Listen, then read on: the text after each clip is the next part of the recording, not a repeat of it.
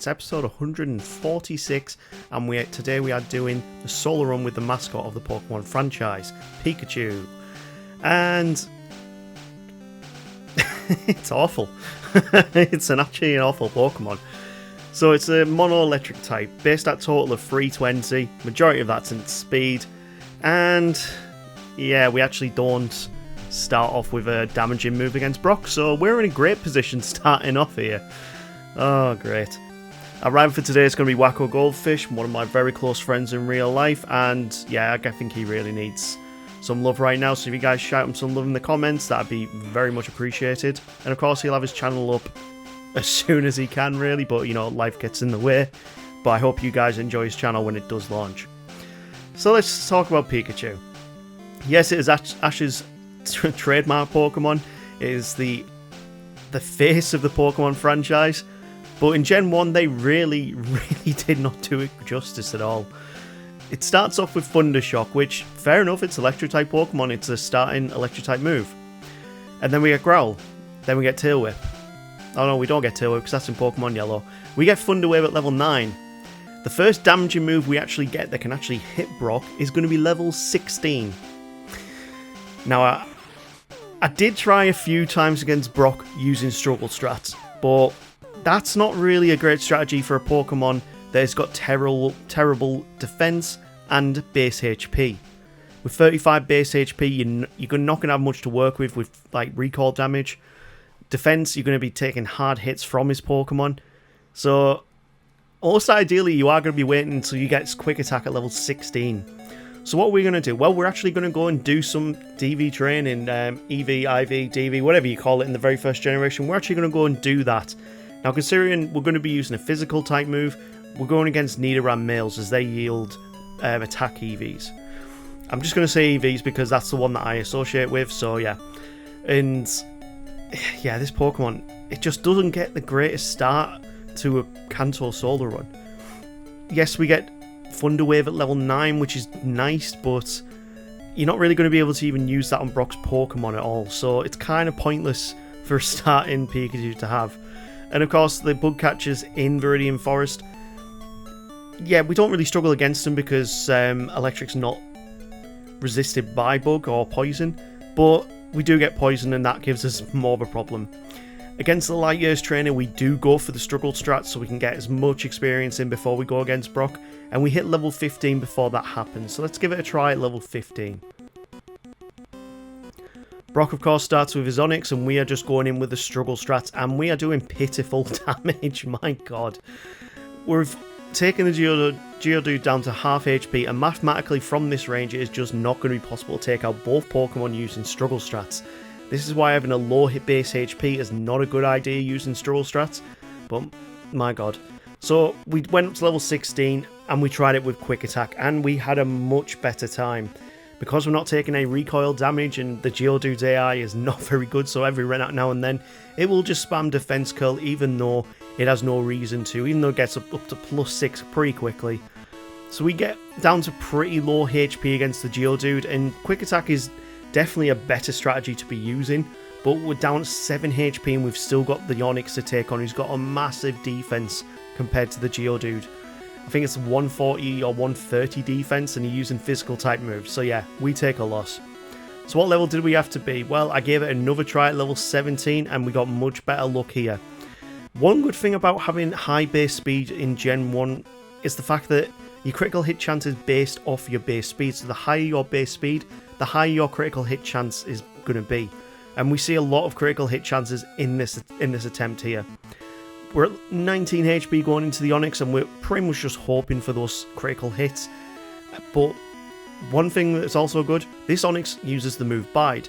Now, considering we outspeed it, because we got a whopping 90 base speed stat, whenever it uses Bide, we can just use Growl to reduce its attack, and we can get around the Bide by stalling it out.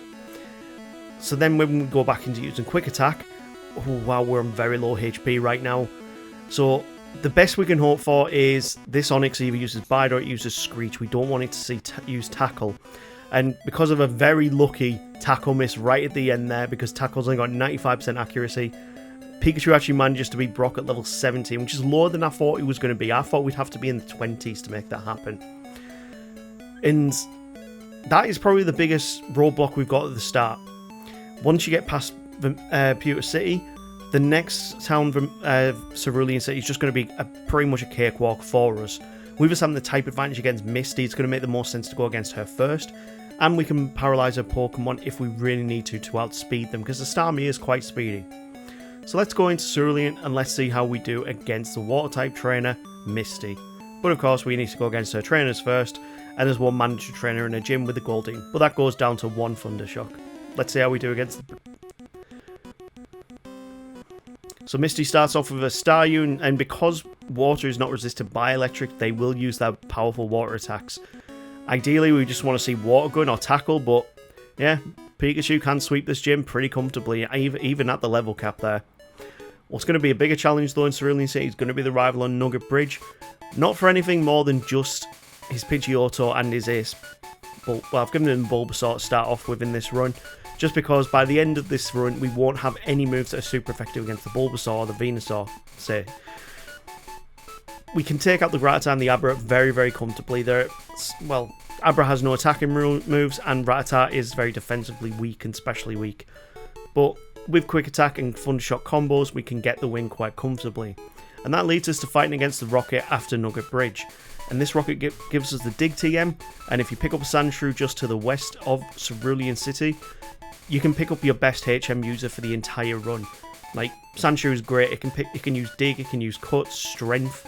It's probably the best HM Pokemon in Gen 1 that you can pick up, and you can pick it up quite early on as well. Bringing ourselves to the SSM, we've picked up a few new moves while we're here. We've picked up the Rest TM because we might need it later, and of course we picked up the Body Slam TM, and as per a hell of a lot of my runs in Gen 1, Body Slam is going to be a key move to getting through this fight. That brings us to Lieutenant Surge's gym, and Lieutenant Surge, his Pokemon are quite defensively weak, but they will still use their electric type attacks on us. We need to try and navigate his gym puzzle, which of course always frustrates me, and we go against the Lieutenant himself. We're pretty much mirroring Ash's battle in the anime here, except there are two extra Pokemon to deal with. We're going to go for the Body Slams here, and well, we don't use Agility because it is a banned move. We don't use Double Team because it's a banned move, but Body Slam is more than enough to take down this guy here. We pick up the Thunderbolt TM, which gives us easily our best move of the entire run. 95 base power, 100% accuracy. Thunderbolt on a Pikachu is just ridiculous. And if you're not picking it up, especially at Surge for the run, you're going to have a real struggle on your hands. Because even though Thunder is very good at 120 base power, that 70% accuracy is just not worth the time in my eyes. Especially when your special can be boosted by Calcium, so that's what we'll probably do when we get to Celadon. The Exploding Hiker and Rock Tunnel though, he is going to be a big problem. Body Slams, it's going to take about 4 to take out each of his Geodudes. Maybe 5 to take out... Oh wow, yeah, it's going to take about 5 Body Slams just to take out one of his Pokemon. Oh, we take a loss. Well, eventually we did make it through, but this took a long time to get through. And a lot of luck. So, what you're hoping for really is the Body Slam paralysis and crits. Easiest way to take them down quick, and hopefully they'll also get the paralysis proc. That means we can also get through to the Gravelite, the very last Pokemon, and one self-destruct at that range, and with us being over-leveled to level 34, we can beat him at this range, but we're still massively over-leveled for this point in the game. Evident by the fact that we can easily sweep through the rival in Lavender Tower. I mean, it's not the hardest of all fights in this game, but still, we are quite over-leveled, and that's annoying me.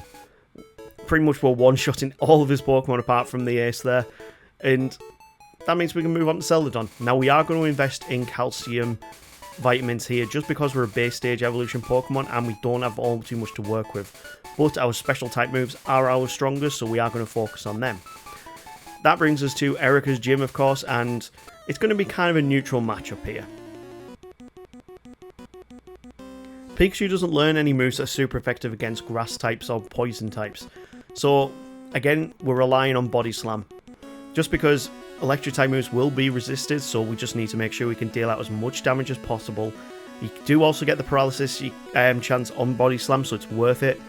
And that pretty much sums up Pikachu though. It's a paralysis inducing machine. You can use Thunderbolt, Thunder Wave, Body Slam. a lot of its moves are tailored towards trying to hit paralysis. I mean, it's not going to work on rock ground types unless you hit the paralysis on body slam. But this also poses another problem. There's going to be a few rock types coming up later in the game, especially with Bruno and Giovanni's later fights. And all we've got to really work with is going to be body slam. We take a loss here, and even though we're over leveled, yeah, we still take a loss. So there's not really too much else we can do different. All we hoped for in this fight was the fact that they would put themselves into rage on the Onyx, meaning we don't take as much damage for the second Pokemon coming out, the Rhyhorn. Yeah, we're level 38 and we're struggling against a level 24 Rhyhorn. That sums up Pikachu against ground and rock types. It is not suited to take them on. We do eventually take down Giovanni, but we are struggling here. Pikachu, the mascot, is just not doing all too well. Game Freak really pushed on Pikachu being a good Pokemon just because of the anime and because it's a marketable product. So, working in design and marketing myself, I understand why they have chosen Pikachu, but still, they could have made it better in game. Like, come on.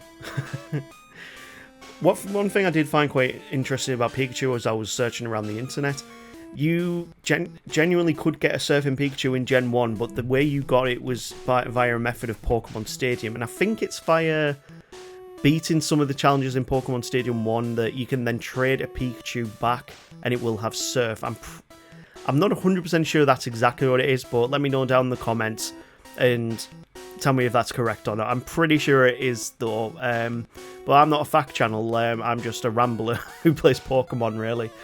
Anyway, next gym up is Koga. Let's see how we do here.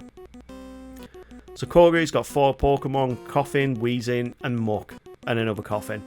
We don't really talk about the Coffins because they're really nothing to worry about at all. The Muck is a problem though when it starts to set up too many minimizers, but Pikachu on its own, just sweeping through with Thunderbolts. We do not want to see self-destruct. That hurts. That's another thing about Pikachu. It's got terrible defenses. 40 base defense is its second worst base stat. We're already at level 43, and a self-destruct can still take us out from this range. So we actually decided to go to the power plant and pick up the Thunder TM, and this made a difference in the fight. We had to take down the Pokemon a lot quicker than Thunderbolt could, and there was no point keeping Thundershock on the moveset. So yeah, that brings us into the Safari Zone where we pick up the Gold Teeth and of course HMO free Surf. Really wish I could teach my Pikachu Surf because that would make this so much simpler, but we can't. But I might do a run later down the line where we do a solo run with a Surfing Pikachu and see how it stacks up against a normal Pikachu. Anyway, 5 badges in tow, we can head over to Saffron City again, and you know what, we're actually going to go against the dojo guys, because, yeah, even though we're kind of over level for this point in the game, I still think we need more, otherwise we're really not going to do too well. We've stacked up on calcium, vitamins, and our Thunderbolts and Thunders are doing really good damage. Thankfully, fighting types are not resisted by electric type moves, and their specials are not that good. So we can take them down pretty comfortably with just Thunderbolts. I've been having a few conversations in the chat, in the comments, about what I should be doing for 2026. And considering I'm nearly finished with Gen 1, I do want to still finish Gen 2 solo runs. But it's not the thing on YouTube that gets you many subscribers or many views. And considering I do want to grow the channel, I think 2026 is going to have to be split between doing different challenge runs, later generations, but all the while still keeping a solo run playlist going, because solo run is how I naturally play Pokemon, if I'm being honest. My first, whenever a new Pokemon game comes out, a new generation, like Scarlet and Violet, I started Scarlet out by doing a solo run with just Fuecoco, and then I decided to go back and do it again with a team-based run just to see what the difference was. Yeah, solo running is just naturally how I've always played. I would pester my siblings to breed Pokemon to get them hatch an egg at level 5.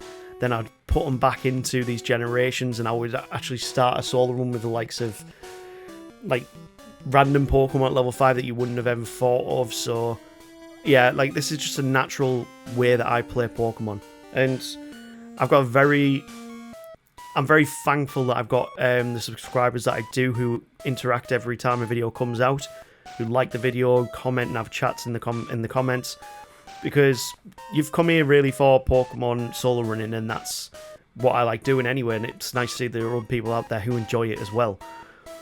But I still think this channel needs to grow a bit, and I think I need to branch out and do some other things. But I think the challenge runs back in December 2024 did really, really well. They're probably some of the most viewed videos on my channel. So I think I might focus on trying to do a few more of them a bit more frequently, because I've not done any since 2024 now. The whole of 2025 has been focused on purely solo running to get these first 2 generations out the way with. But yeah, I think that's what might be the plan for 2026. Thanks, Taryn, for having a chat with me in the comments. It kind of opened my eyes there. Anyway, enough chatting. We've got through Silphco. We are going to go against Sabrina here, and we are thankfully outspeeding at level 48. We should be anyway at level 48. But we are not one-shotting every Pokemon here. We've gone up to level 49 throughout the course of this fight. We body slam the Alakazam, we get it paralysed, and a big Psywave takes us down to a third of our health. But we still managed to clutch through and get a first time win. I'm just not happy at how much I've over leveled to make this possible, to make this even easier on myself to do. I mean, if I really wanted to cheese it and spend ridiculous amounts of time, I probably could be able to beat the game at a much lower level, but for speed and consistency, you've got to level up to this sort of thing to make Pikachu a bit better. In the Burnt Mansion, of course, I'm going to show you where you can pick up a hidden rare candy. Now, there's always one that you can just pick up here anyway, so you flip this switch, it switches the doors out. There's one rare candy here that's not hidden, and then there's one off to the left just up here that you can also pick up. And I never knew about this until about halfway through this channel. Once you can dig out, we're going to go against Blaine, the Fire-type trainer, and this one should be relatively easy. We are going to go against as many of his trainers as possible, just because we need that experience, especially with the league coming up. And considering we still don't have things that can really take on ground-type Pokemon, we're going to need something to work with our attack stat. Now, I could go out of my way and pick up the Submission TM. That would help us deal with fighting types, but when it comes to Bruno, he's that bad that I don't even think I'll need Submission to work with. You might also notice that we've only really got attacking moves on our Pokemon. That's because I do all of these runs now since the start of this year without any badge boosting, any stat boosting or reducing moves. Actually, it's fine if you can use the move like Leah, because it only affects the Pokemon stats, but anything that affects my stats I do not use anymore, because I'm trying to see if these Pokemon can do it off their own metal, off their own back, with their own power, not anything that's boosted them. And that's what's making these runs actually a lot funner for me, because otherwise I'd be spamming double team and just not getting hit by anything, and making sure that I can beat the game at level 30 maybe. Yeah, double team's broken in this generation, that's why it's a banned move. Blaine is not going to be too much of a problem for us. Thunderbolts are nearly one-shotting his Pokemon. We can use Quick Attack to get the KO afterwards. What's annoying is Fire Spin. Now, if that... yeah, both Pokemon decide to use it, but thankfully, because of the overlevel, we do outspeed pretty much all of his Pokemon. Thunder is nearly one-shotting... well, Wither Crate does one-shot the Arcanine, so I'm quite happy with that first-time win. So, being honest with you guys, Pikachu is cute, but I don't really actually like Pikachu. Yeah, I know that's going to be something that really makes a lot of people go, how do you not like Pikachu? It's Pikachu. It's just the fact that it's so popular in that I've got a weird thing where if something's popular, I don't like it until it's kind of unironically not popular anymore, and then it becomes good with me. There's certain like bands and artists that I've listened to throughout the years where I've done this exact same thing. God, I could name you a few, but I'd then be divulging too much into my music tastes. But yeah, I'm not sure if anybody else really experiences that, but yeah, this is something that I've always experienced throughout my life. Whenever something's popular, I don't enjoy it, or at least that specific thing, too much. I always go for... I mean, Pokemon was a massive craze and everybody loved Pokemon, of course. But back in the day, my favourite... like, actually, to this day, my favourite Gen 1 Pokemon is still Magmar. Like, it genuinely is. And it's because no one else liked it. But I remember going to school with a link cable, sitting down the playground, fighting people on Pokemon, and I had a level 100 Magmar against like my friends against my friends' teams, and they just didn't know how to deal with it. The fact that they had Fire Punch, it could learn like Psychic. They had nothing that could really deal with it until they got to the likes of using like their water type Pokemon. That's when I would switch to using Jolteon of all things. So yeah. Oh, by the way, if you want to beat Giovanni with a Pikachu, go and grab Mimic. I've talked through that entire fight trying to reminisce there. But yeah, Mimic is the best strategy to use that. You can Mimic dig off the Dugtrio, and that makes the fight so much easier. And yeah, that's pretty much just the way to get through most Giovanni fights if you don't have a damaging move really good against him. That brings us to the rival again on the west of Viridian. We are going to actually mimic Horndrill here, and you have never seen a Pikachu use Horndrill maybe until this channel, so there you go. There's something new every day, even in a 25-year-old game. Yeah, Pikachu using Horndrill, taking down Pokemon. So we're even going to try and use it against the Venusaur, but annoyingly this time we get taken down by a Razor Leaf because the Horndrills did not hit. It has 30% accuracy, which is why I've not made it a banned move. Because its accuracy is just so bad, it's not reliable to win you a fight. So I think it's still fair to use, especially on a Mimic strat. The rest of his Pokemon though are very easily swept through. Body Slam just tears through a lot of the Pokemon. We're still going for the Horndrills, and finally the third one hits on the Venusaur. This took a lot of tries, and you might have noticed we are very high leveled here. For that fight, we're already level 56, and we've got the League next. And I think the early League I'm not going to be too worried about for once. Electric-type Pokemon do incredibly well in the early fights of the League, but kind of drop off towards the end. I mean, Magneton is an exception because that run was just insanely good. I must have got incredible luck that day because I've talked to a few people who just don't think Magneton is that great and shouldn't have, in no way should have got that, but I've proven that it can. Anyway, Pikachu is going against Lorelei, and majority of her Pokemon are water types who don't have the greatest specials apart from like Slowbro, but it still gets taken down in one. We take down the Jinx with 2 Body Slams, and that brings us to the Lapras, where we go for a Thunderbolt, and it doesn't one-shot, even though we're level 60, and Confusion bites us in the arse. Great. Let's try that again. Just bad luck on our part there, of why we didn't win that. We know the majority of our Pokemon can be taken out pretty comfortably with Thunderbolts and Thunders.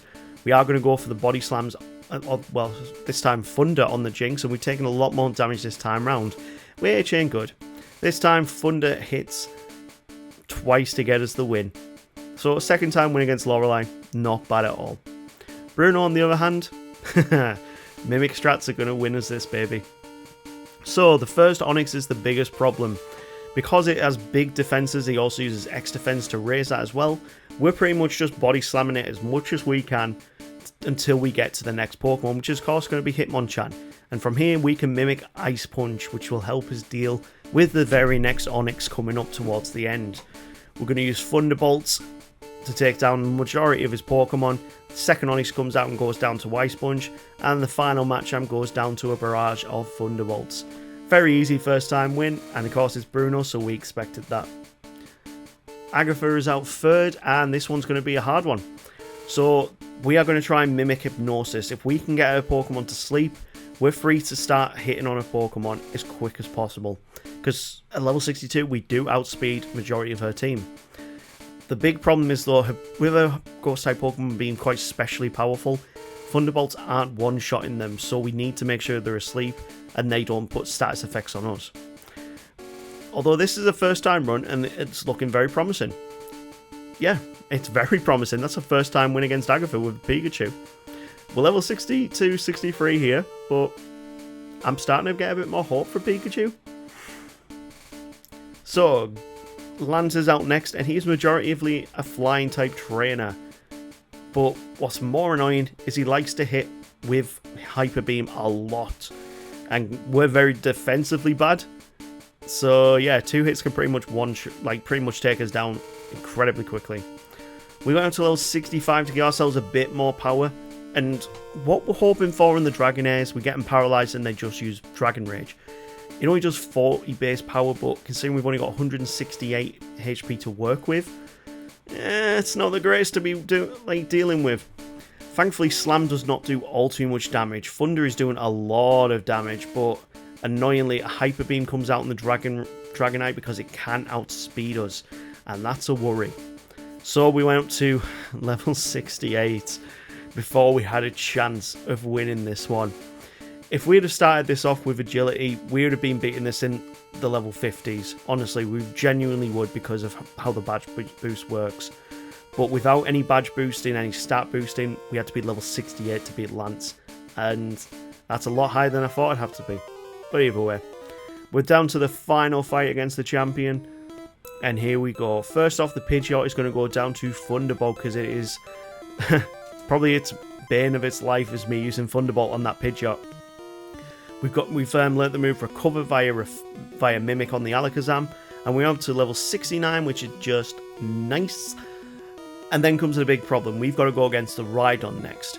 We managed to paralyze it with Body Slams, and we're just going hell for leather with Body Slam here. Annoyingly, what does happen is we do get leered a few times, and that also means the badge boost glitch has been induced. But because I have not been the one to induce it, it's out of my hands anyway. I can't do anything about the fact if they use Leer or not, so give me a break there. And we get to the final Venusaur, and we get sleep powdered. Unless we wake up, Razor Leaf will just take us down in 2 hits. Yeah, this is not looking good. I didn't think the Venusaur would be that much of a problem for a Pikachu. So this time I'm going to switch it up. I'm going to learn the move Psychic instead of Recover. Means we go through this entire fight without a recovery move, but we are dealing so much damage out. I don't know if we'll actually need it. Psychic will do, well, it's a free shot on the Rhydon. That brings the Gyarados, who's a one-shot on Thunderbolt. Arcanine's out next, and we're going to go for Body Slams. Hopefully we don't get hit by anything here, and it just uses Raw. Thunder takes it out, and that brings us to the Venusaur, where now we have a super effective move. 2 Psychics get us the win, and we finish on level 69. Yes, you love to see it. Okay, so Pikachu can beat the game before level 70. I'm impressed by that. But what time did we finish on? Is this one of the better starters to be using? Level 69. 5 hours, 20 minutes. No, that's awful. That's a very mid-tier Pokemon, if I've ever seen it. Might even be a D-tier Pokemon. Either way. Pikachu, the mascot of the Pokemon franchise, did not perform very well in this debut generation. Now let's look at the wheel. We've got 4 choices left. We're nearly there. Executor's up first. That would be an interesting one. Second up is going to be Marowak. Considering how bad the Cubone run was, I might have to just get that one out of the way. And, oh, Executor's out again, so I guess we're doing the Executor run next. What was first? Third if we got it. Yeah, Machamp would have been third. We're nearly there. There's only 4 runs left to go. Oh, it's exciting. Thank you for getting to this point in the video. If you have, please smash that like and subscribe, you legends. And we will see you next time for the Executor run. Take care.